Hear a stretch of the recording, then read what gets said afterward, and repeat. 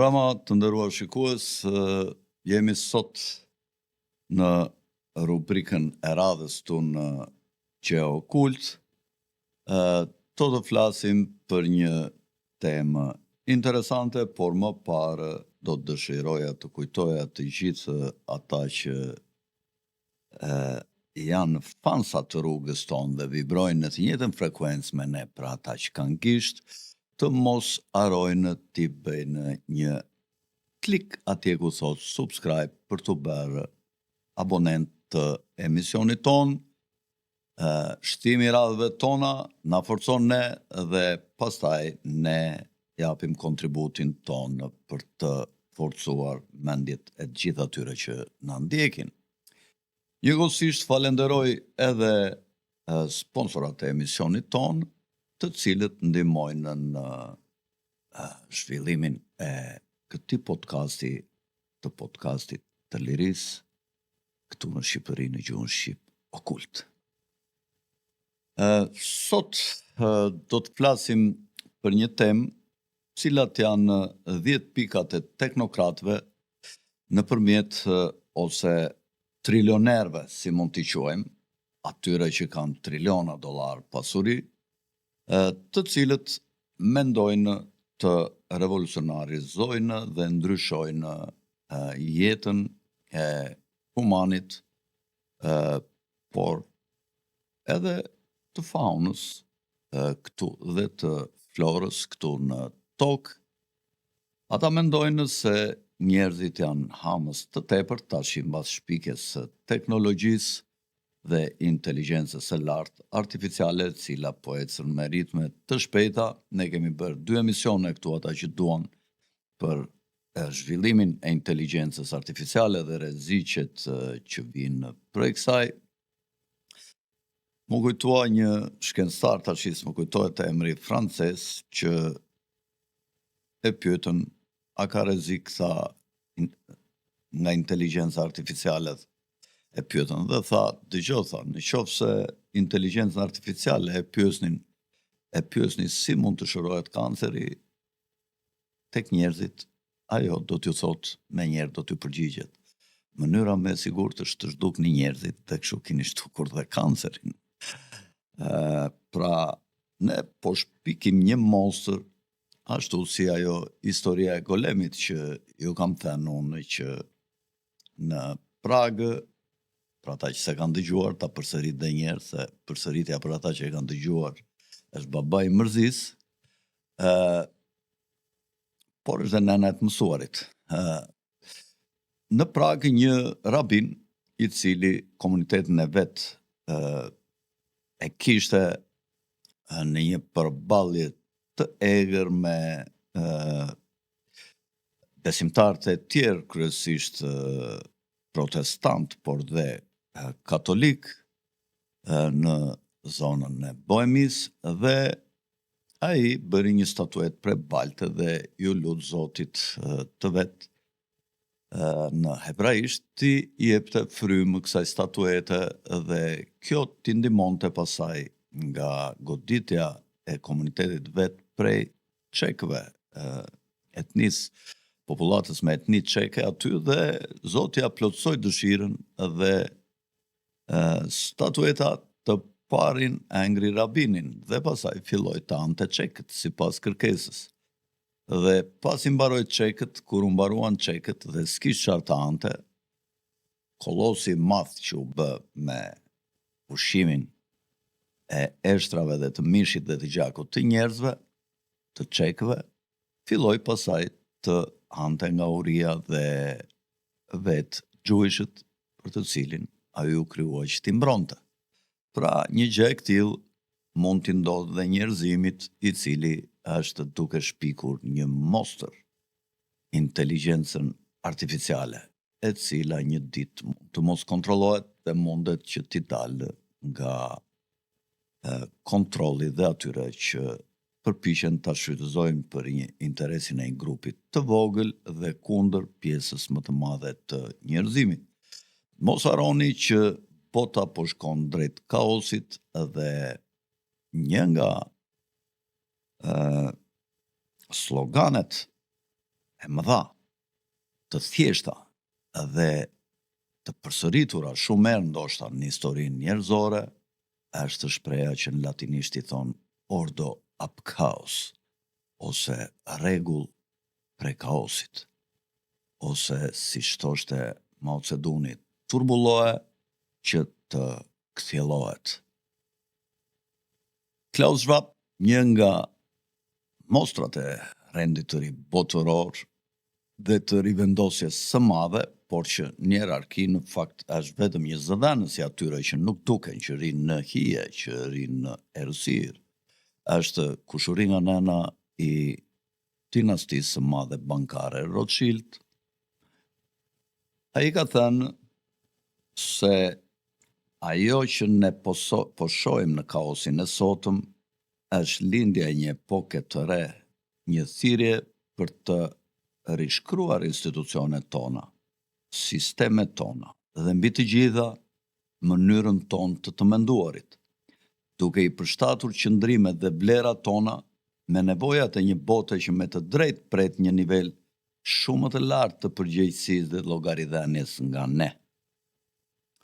Nëse e njohim këtë krizë si vërtet transformuese,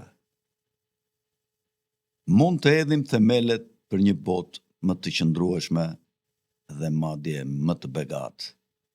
Mos e shikoni kaosin si një mallkim, por shikojeni si një bekim, thotë Klaus Schwab nga Davos, i cili para sa kohësh ka dhënë dorëheqjen, po atje ka mostra të tjerë me shumicë të cilët janë angazhuar për të krijuar kurthet e mëdha kundër njerëzimit. Komplotet e mëdha kundër njerëzimit shpeshherë edhe sot nuk janë zbuluar, sepse kanë qenë shumë të sofistikuara dhe ne shpeshherë nuk e dim që dora racionale e grupeve okulte ka vendosur shpeshherë në histori kundër dorës iracionale të Zotit. Ne sot përsëri nuk jemi në gjendje ta kuptojmë, për shembull, nga historia moderne, nëse Hitleri ishte ashtu siç duket, një njeri që kërkoi të çlironte Evropën nga thonjt e financave, çifute, apo ishte një produkt i tyre për të futur Evropën në luftë kundër komunizmit dhe për të lindur një mostër të re që quhet sionizmi, i cili do të dilte nga gërmadhat e fashizmit. Ne ende nuk e dim, ka hipoteza që Hitleri është i futur prej tyre dhe ka hipoteza që thuhen që ka qenë nga gjaku i tyre, për shkak të gjyshes me 1/4 e gjyshit nga babai, pasi flitet që mund të jetë me gjak. Jo vetëm gjyshi, por Rothschild. Sot flitet nga shumë njerëz të cilët e shikojnë dhe ardhjen e Trumpit me mosbesim, në qoftë se gjërat janë kështu siç duken, që Trumpi dhe Putini luftojnë kundër Illuminatit apo këtyre grupeve okulte sekrete të fuqishme sot që veprojnë në historinë e këtyre 250 viteve të fundit, si është e vërteta. Ne kemi të vështirë ta dallojmë, unë për veten time dyshoj, pavarësisht se dëshiroj që pakisa të ketë një grup të dalë nga shumica, grupi Kainit, të ketë grupin e Sethit, të cilët t'i kundërvjen këtij grupit të vogël. Çfarë është ky grupi Kainit ose ky grup i vllavrasve, i atyre që duan mish njeriu, që duan t'i zhdukin farën njerëzore? Jo ta zhdukin komplet, por ta sakatojnë dhe ta shkatrojnë dhe ta kontrollojnë. Ky grup mund të jetë i organizuar, sepse unë nuk e di, dhe mund të ketë sjellë në pushtet Donald Trumpin dhe presidentin de facto, siç e quajnë këto zëra, teknokratin, trilionerin Elon Musk. Dhe ky grup njerëzish, unë akoma nuk e mendoj nëse është kështu apo jo, mendon se presidenti de facto, i cili e blevi vendin e vet, jo në mënyrë demokratike, por pra nuk u votua direkt e emri i tij, por me një pagesë, me një donacion të madh që i dha presidenti Trump prej $288 milion, në mos gaboj, dhe e blevi vendin e tij në zyrën ovale.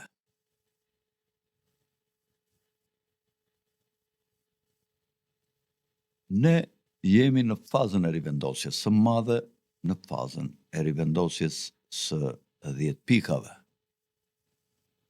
Ky grup i madh apo i vogël njerëzish që mendon që Elon Musk është një përfaqësues i shtetit të thellë, madje disa mendojnë që është dhe Trumpi i tillë, shpeshherë theksojnë se mafja e PayPalit kontrollon sot shtëpinë e bardhë.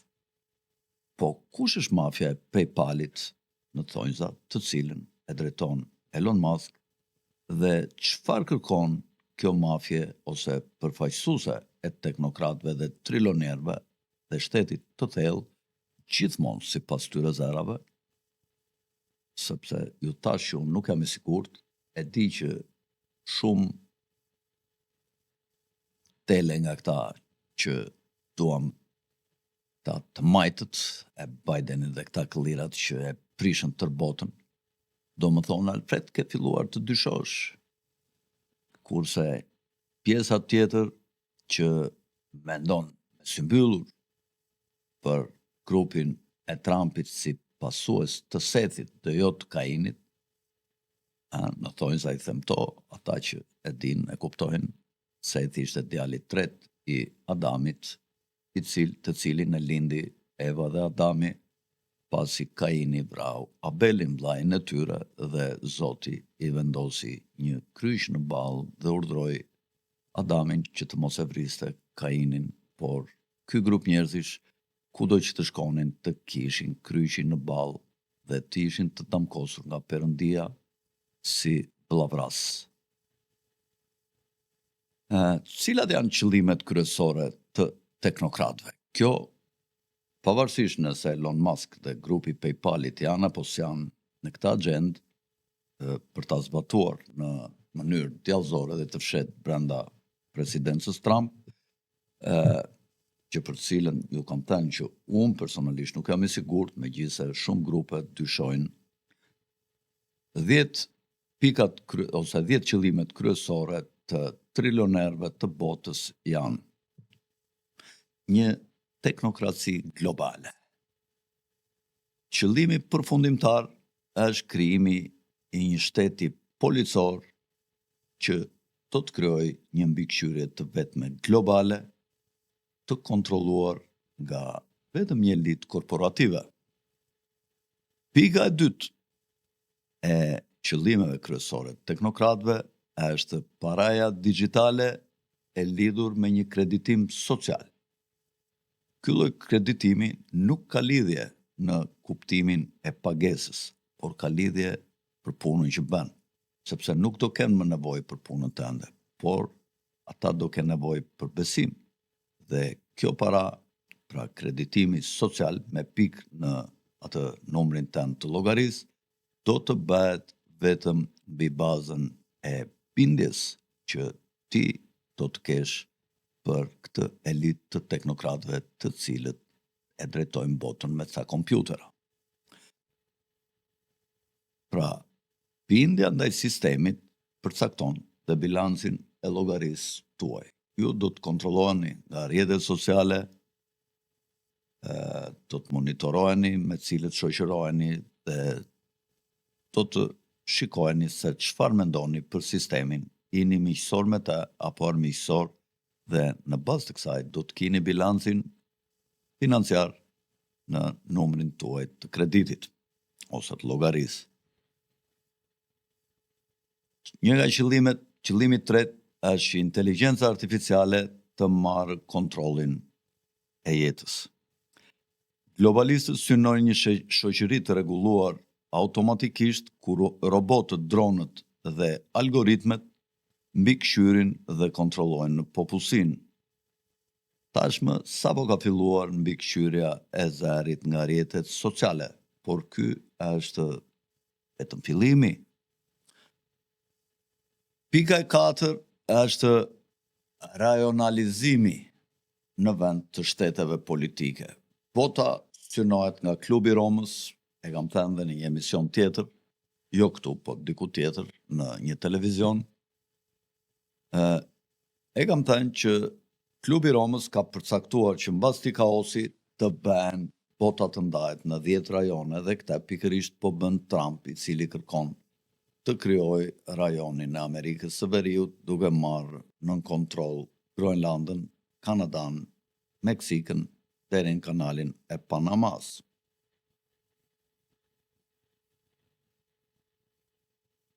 Pra, planeti do të ndahet në 10 zona të mëdha ekonomike, sipas teorisë së Samuel Huntingtonit në librin e tij aq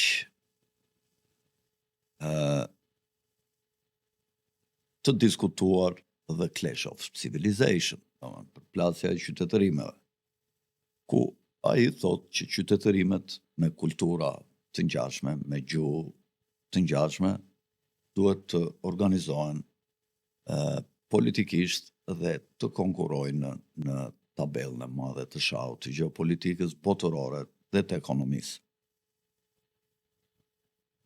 Pra, kufit kombëtar nuk do të kenë me kuptimin që kanë sot, por do të funksionojë bota me rajone. Ne, për shembull, mund të bëhemi pjesë e Bashkimit Evropian dhe pasi të kalojë disa dekada, ne do themi që jemi europian dhe më pak, gjithnjë më pak, do të themi që jemi shqiptar. Pika e 5 është realizimi i atij njeriu që quhet Homo Deus. Kjo është një fazë e re evolutive, ose mund ta quajmë dhe revolucionare, një hop cilësor i njeriut në aftësitë e veta fizike dhe mentale, sepse do të ketë një bashkëpunim me inteligjencën artificiale. Ai që ka propaganduar për herë të parë teorinë e Homo Deusit ose njeriut Zot është Yuval Harari, që është një nga mostrat e Davosit, World Economic Forum, e forumit botëror ekonomik, që për ata që se din, se besoj që pak mund të ketë që se din, është një forum ku i jepen të gjitha agendat e pakicës kundër shumicës ose për të qeverisur shoqëritë njerëzore. Yuval Harari thotë se përparimi teknologjik mund të ndryshojë qenjet njerëzore në 2 drejtime. Mund të përmirësojë aftësitë e tyre fizike dhe mendore, të cilën e thamë, dhe ai mund të bëj, pra përparimi teknologjik mund të bëj një riformulim të vlerave dhe besimeve njerëzore. Pika e 6 që kërkon e ka në agjendë si qëllim pakica për të dominuar shumicën është urbanizimi ose shpronësimi i fermerëve. Për këtë ata kanë pikësynim t'i falimentojnë fermerët dhe t'i shpërngulin nga periferit dhe t'i çojnë drejt zonave urbane në ato që quhen Smart City ose qytetet inteligjente. Po pse quhen inteligjente? Quhen inteligjente sepse kontrollohesh nga inteligjenca artificiale. E para që po e zbaton ose ka filluar këtë lloj qytetesh është Kina, ku qytetet të mëdha, lagjet ndahen njëra nga tjetra dhe ti duhet i kryesh gjithë aktivitetin në qytetet 15 minutëshe, ku për 15 minuta ti mund të gjesh çdo lloj shërbimi dhe malli dhe nuk e nevojë të dalësh jashtë qytetës tënde të vogël ose smart city tënd ose burgut tënd të hapur me qell. Këtë gjë, madje këtu në Evropë po e bën dhe Milanoja dhe ka nisur ndërtimi i smart citeve në radhë të parë për të kontrolluar qytetet që janë. Këtë gjë po e bën dhe qeveria tonë, e cila sapo ka nisur një projekt për mbushjen me kamera të gjithë qytetit, që në fakt ka të mirat e saj, por ka dhe të këqijat e saj, sepse njerëzit kontrollohen jetën e tyre private, sapo dalin nga shtëpia, janë të monitoruar dhe të kontrolluar çfarë bëjnë, kë takojnë, ku shkojnë.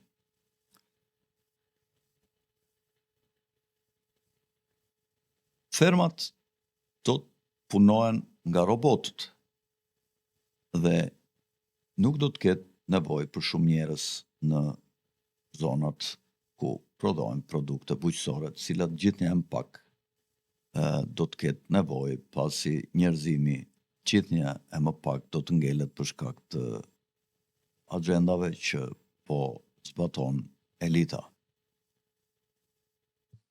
Plandemi, vraskinim, ulje imunitetit të trupave, elmim nga ajri, elmim nga uji, përdorimi chemtraileve dhe luftra, uri, ushqime jo bio, por me përmbajtje të lartë të helmeve, topsimi i imunitetit të trupit nga këto faktorë, shkuarja në farmacit dhe në sistemin shëndetësor, shpesher të gabuar të elitës, të asaj që quhet Big Pharma, kompania e sunduar nga Rockefellerët në botë, shkuarja drejt farmacive, marrja e ilaçeve që kanë 1/3 drogë për të qetësuar dhe 1/3 e kanë një lloj ngacmuesi që të prish një lloj organi tjetër, dhe mbasi e përdor pak kohë, ti e shikon veten që ke nevojë për ilaçe të tjera dhe parat e tua do të ngelen në farmaci dhe shëndeti do të përkeqësohet gjithnjë e më shumë. E fillon me një ilaç, trajtimin e trupit tënd nga një shqetësim i vogël, dhe shqetësimet shikon që me kalimin e viteve shtohen dhe për shkak edhe të moshës dhe të pafuqisë fizike, por dhe për shkak të dobësimit të imunitetit dhe të shëndetit, ti prish edhe kursimet e tua apo të ardhurat e tua për të mbjetuar nëpërmjet elmeve që na jep Big Pharma.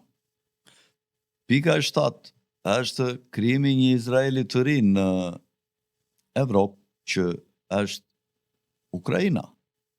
U çuditët, por ka pasur dikur në atë zonë një shtet që quheshe Kazaria dhe ka qenë perandori, dhe në fakt ka pasur një harmoni midis të krishterëve, çujshve që ishin shumica dhe myslimanëve që kishin mbi një shekull e gjysmë që kishin dalë dhe po rriteshin me një ekspansion të fuqishëm nga veriu i lindjes së mesme drejt vendeve të tjera në Azi dhe njëkohësisht edhe në zonën e Kazaris, që ishte shteti midis detit të Zi dhe deri në Kiev. Mbi detin e Zi, deti Baltik dhe deri në Kiev ka qenë një perandori e madhe, shumë tolerante dhe ku mund të shihen qytetet e tyre të mëdha si Atila e të tjerë, mund të shihe të jetonin në një harmoni shumë të mirë, sinagogat, xhamit dhe kishat e Bizantit. i cili në atë kohë ishte shumë i fuqishëm dhe që ka pasur marrëdhënie shumë të mira me shtetin kazarian në shekullin e 9, të 10, 11, dhe madje ka pasur edhe martesa midis elitave të Bizantit dhe të Kazaris, siç ka qenë perandoresha Teodora, e cila është shumë e famshme në historinë mesjetare të Bizantit. Shtëpia ime botuese Elga Sikris ka botuar një libër shumë interesant në lidhje me ngjarjet e kësaj kohe, të shkruar nga një shkrimtar shumë i njohur gjuhësh hungares, i cili quhet Artur Koestler, dhe që pretendon që shumica e gjuhëshve të sotëm janë nga lindja dhe gjuhëshët e lindjes nuk janë hebrej. Pra, mos ngatroni fjalën ebre me fjalën gjuhësh. Gjuhësh është besim, ebre është racë. Është një lloj, sikur të thuash për një musliman bosnjak apo shqiptar, ti thuash arabët. Ata nuk janë arab, ata janë musliman, po jo arab, janë bosnjak ose janë shqiptar, musliman, dhe i lidh me arabët vetëm feja muslimane. Sot sionistët po drejtojnë një operacion për të larguar të gjithë ukrainasit dhe për të urëmbyer tokat e tyre për të krijuar Kazarinë e re. Miliona të zhvendosur dhe refugjat Ukrainas sot janë në mbar botën dhe kjo nuk është rastësisht, por është pjesë e planit. Unë kam kohë që u them që një nga synimet është krijimi i Kazarisë së re mbi lumin Dnepër. Pika e 8 është Izraeli i madh. Pra, Ukraina ishte Izraeli lindjes, kjo është Izraeli i madh dhe shfarosja dhe zhdukja e Palestinës. Izraeli shihet nga bankerët si një xhevair gjeostrategjik dhe armiku i madh i atyre që kanë këtë agjendë për të bërë Izraelin e madh, sigurisht që armik shumë i rëndësishëm është Palestina, të cilën me çdo kusht duan ta zhdukin me çfarë do lloj çmimi dhe me çfarë do lloj mjeti. Dhe ju e shikoni se si po veprohet me popullin e Gazës. Po luftohen në mënyrë të pamëshirshme, ashtu siç nuk mund të luftohen as derat në gjuhëti me një egërsi të atill. Është një shfarosje, është një gjenocid, është një mëkat i madh përpara krijuesit të madh, që një ditë do t'i shkojmë atje përpara në gjyqin e madh të historisë tonë personale. Dhe një ditë do të paguajmë për ato që ne bëjmë këtu. Ky është mendimi im. Ka të tjerë që janë ateistë dhe mendojnë që jeta është vetëm kjo që shikojmë dhe ne mbyllim sytë dhe zhdukemi nga kjo botë. Ne, sipas tyre, jemi vetëm ajër, ujë dhe tokë. Kurse unë them jemi dhe frymë dhe shpirt dhe mendje.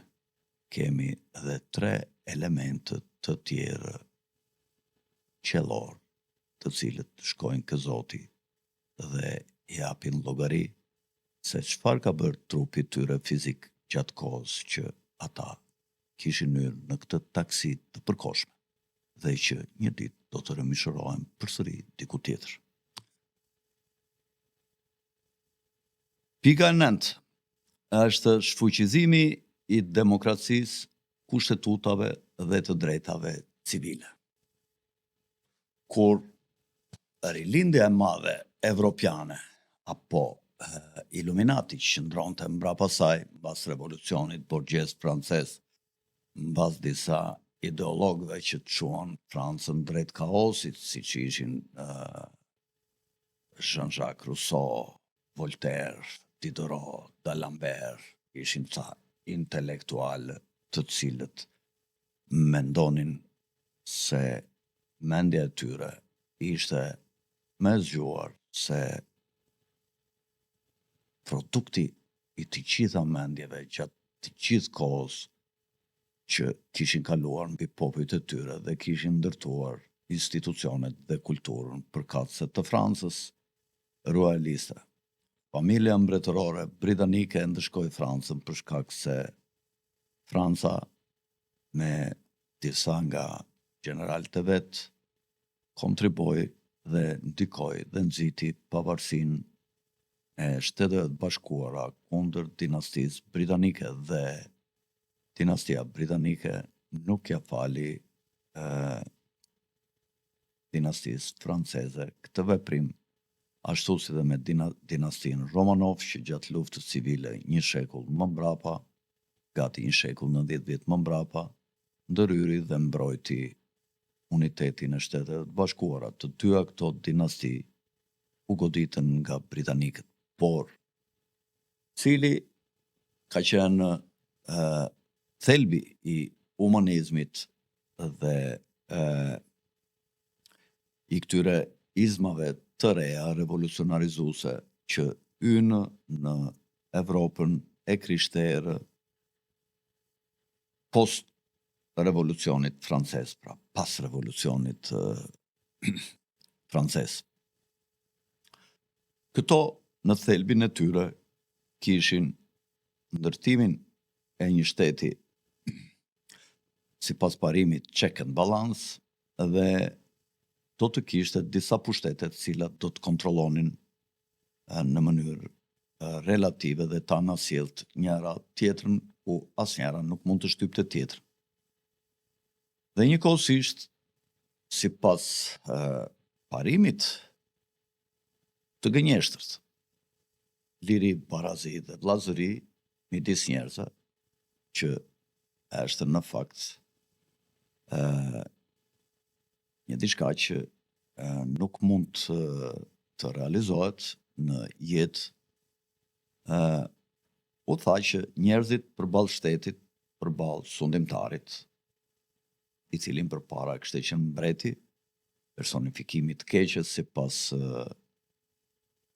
humanizmit në Francë, në fillim, do të ishin të barabartë. Dhe këto do të sankcionoheshin me kushtetuta.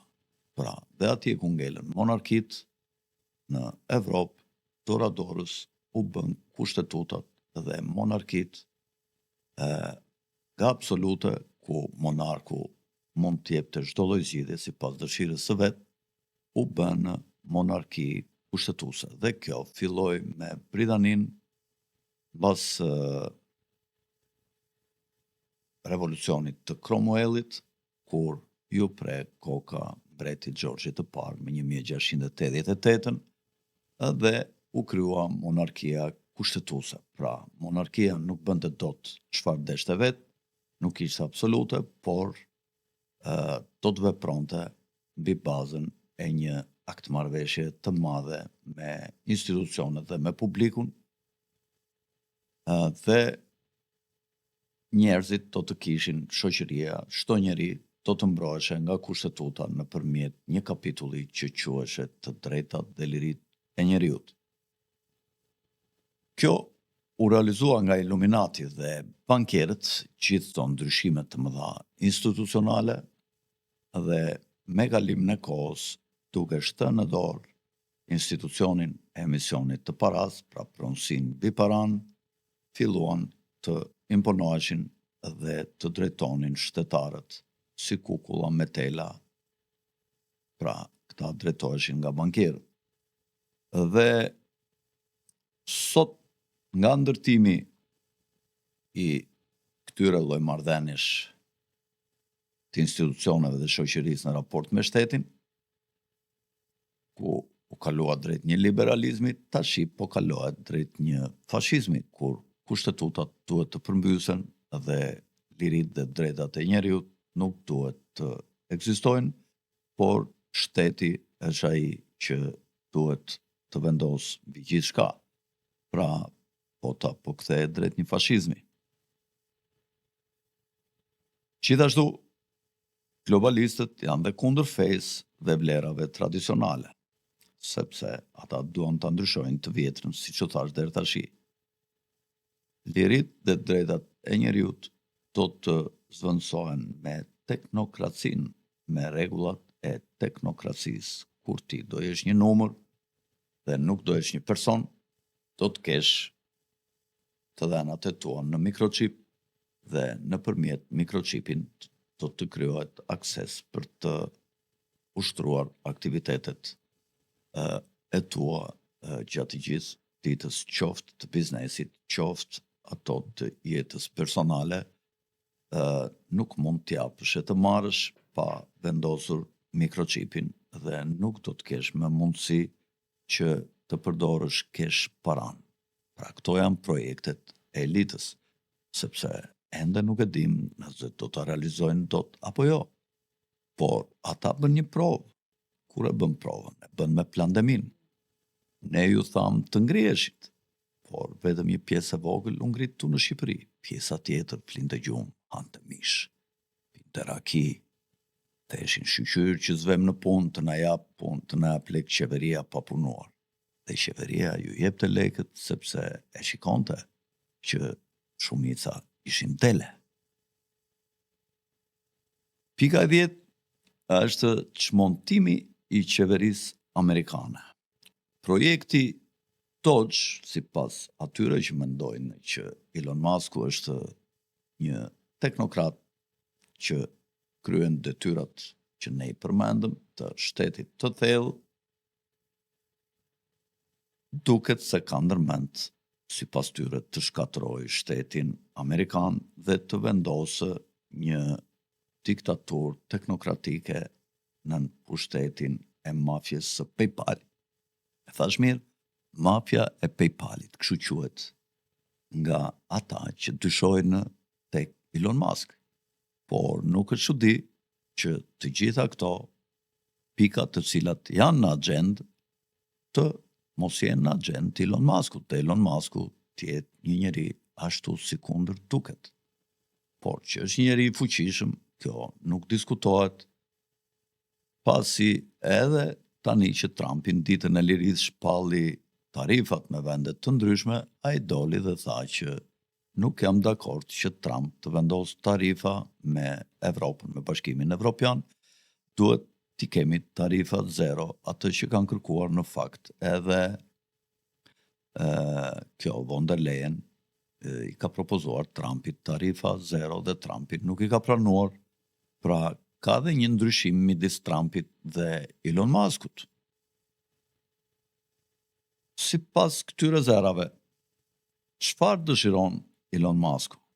Ai është një teknokrat miliarder dhe ka investuar 22 miliard dollar në kontratat me NASA-n dhe me DARPA-n, që është një institucion i frikshëm në që është kjo emergjencave civile që quhet në Shtetet e Bashkuara. Por që është shumë e rrezikshme kundër pavarësisë dhe interesave të qytetarëve amerikanë. Elon Musk ka në prodhim mira satelit Leo që janë për mbikëqyrjen globale. Ne i kemi parë se si kanë kaluar 2022-2023 vazhdimisht mbi qiell grupi mas satelitësh të cilët fluturonin lartësi të ulta. Ka një projekt që quhet Blackjack and Pitboss, që janë satelit të kontrolluar me inteligjencë artificiale për mbikëqyrje në kohë reale mbi kokat tona. I keni parë ato satelitet e vegjël që ju shkojnë në përdritare kinezëve, çfarë do ushqim gjatë kohës pandemisë, ja u jepnin një qese me ushqime, nuk i linin të dilnin, ju theshin hyni brenda, mos rini në balkone, ju fliste me zë nga droni dhe të gjithë i bindeshin sepse droni dhe mund t'i qëllonte.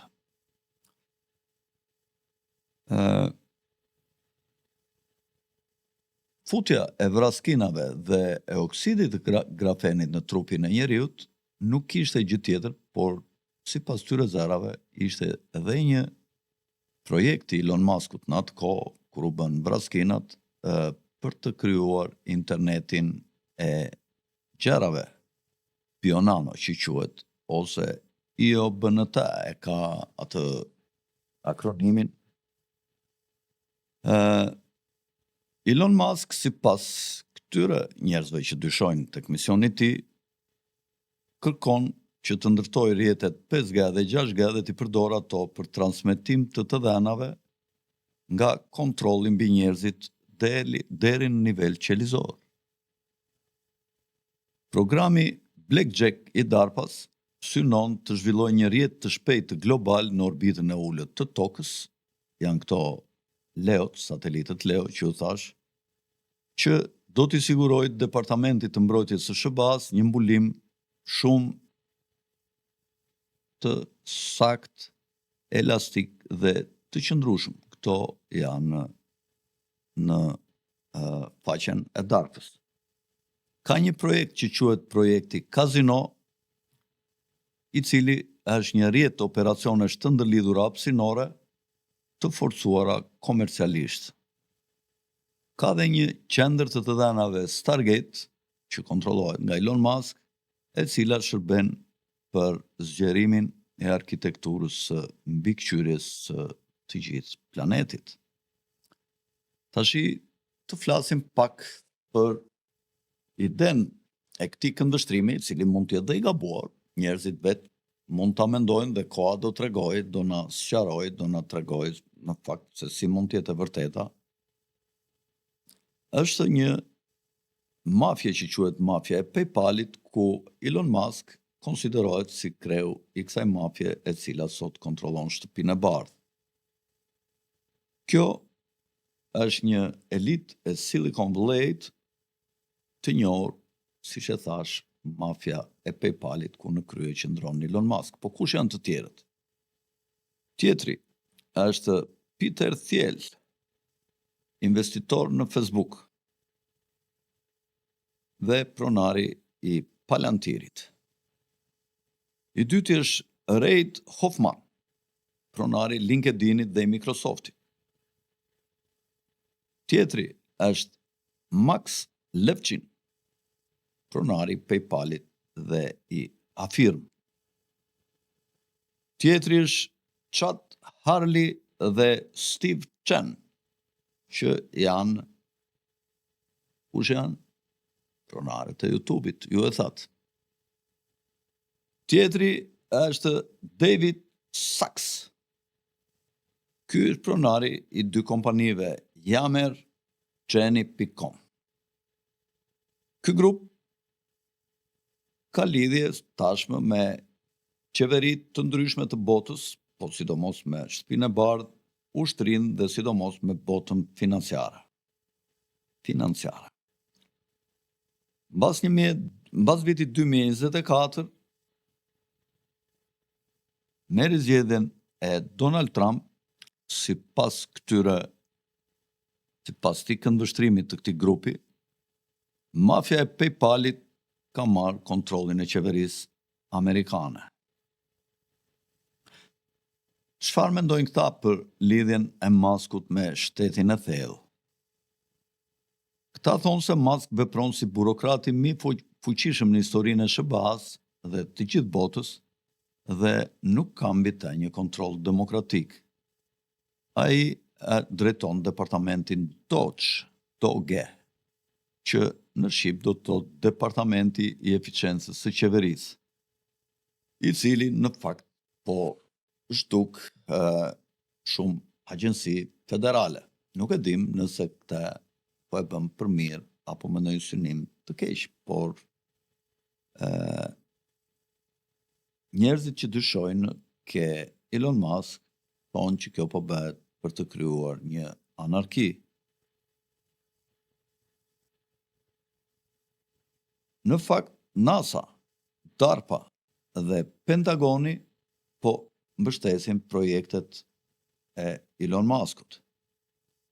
Jeff Bezos dhe Blue Origin po ndërtojnë stacione hapësinore private së bashku me Elon Musk. Dhe Elon Musk ka më shumë fuqi se çdo donator tjetër në qeverinë e Trumpit, madje edhe se vetë kandidatët dhe njerëzit e zgjedhur si kongresmenët apo senatorët republikanë. Në qoftë se kjo do të ishte e vërtet, gjë të cilën ne nuk e dëshirojmë që të jetë kështu, ne dëshirojmë që njerëzit të mos shfarosen, njerëzit të mos shkojnë në luftë, por njerëzit të qeverisen dhe qeverisja e tyre mund të përfshijë edhe edukim që të kontrollohet ai defekt i natyrës sipas teorive të Malthusit, ku njerëzimi rritet me progresion geometrik dhe njerëzit dhe të mirat materiale me progresion aritmetik, që të kontrollohet numri i njerëzve në fakt ka mënyra të tjera dhe duhet stopuar inteligjenca artificiale sepse kjo shkon kundër njeriut. Musk dhe Trump, sipas tyre teoricienëve, janë veglat shtetit të thellë për të kontrolluar dhe shkatëruar opozitën konservatore në Shtetet e Bashkuara. Dhe këta mendojnë se lufta psikologjike po arrin një nivel të ri shumë të lartë. Dhe në qoftë se kjo do të ishte e vërtet, se vetë Musk ka thënë që të në vitin 2040 do të ketë 8 ose 10 miliard robot, nuk më kujtohet shifra e saktë, po shënsi ka, se po bëm një gabim kaq të vogël. Pra, dyshime për rolin dhe kontributin e Elon Musk, teknokratit të madh, trilionerit të madh. Ka shumë njerëz tjerë më të fuqishëm, bankierët, Rothschildët janë më të fuqishëm, Rockefellerët, se sa Musk janë shumë më të fuqishëm, por këta dalin kështu në vinë e parë të frontit dhe i nxjerrin këto revistat, sikur kanë fituar shumë para, por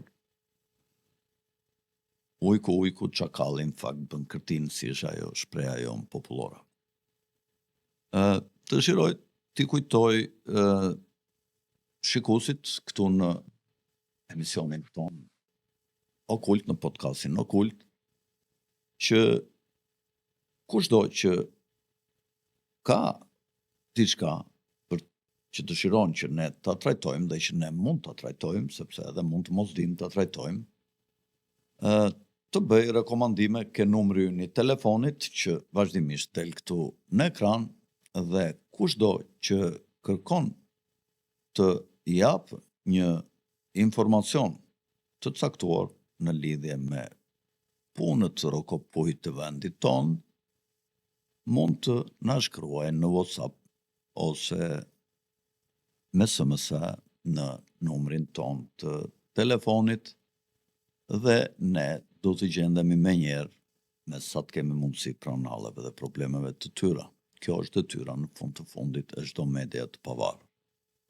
Edhe njerë, para se ta mbyllim, dua t'ju kujtoj të gjithë shikuesve tanë që jo dy thon drakët, asnjëherë nuk kam lidhje me ta, punë me ta, po kanë hyrë gabimisht tu të ndrojnë kanal, të vënë andaj në vend tjetër. Po të atyre që vibrojnë në frekuencat tona në mënyrë të parafërt, të mendjeve të hapura që marrin informacion nga krijuesi dhe që kanë intuitën e zhvilluar. Ata pa intuit biberonin, nuk ka rëndësi le të jenë me shkollë, po të jenë me mendje të kyçur, të dalin që këte nuk kanë punë këtu, ata që janë do rajon një klik në qofse kanë arruar të bëjnë subscribe. Nga unë, Alfred Sako, natën e mirë dhe miropafshim në emisionet e radhës.